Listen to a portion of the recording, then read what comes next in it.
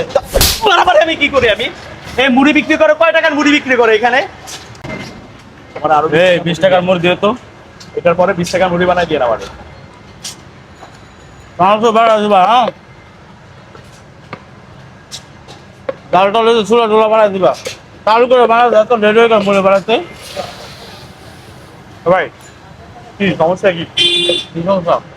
10 টাকার মুড়ি অর্ডার দিচ্ছেন, তারপর খাইতেছেন তো 10 টাকা তো খাইয়ে ফেলাইতেছেন আপনি। যার খাইতে ঘের তো দলে না, আপনারা তো দলে কে? আপনার সমস্যা কি? কানের নিচে গ্রেক করে দেন, কানের নিচে দেন, কানের নিচে দেন আপনি। বাড়াবাড়ি করতে ছিল যাবেন আনতে। বরাবর আমি কি করি? আমি এই মুড়ি বিক্রি করে কয় টাকার মুড়ি বিক্রি করে এখানে? গরিব মানুষ আপনারা যে খাইতেছেন, আপনাদের মতো কিছু কিছু লোক আছে, নেতা আছে, এরকম খান, এরা আসলে মান সম্মানের ভয়তে কিছু বলতে পারে না।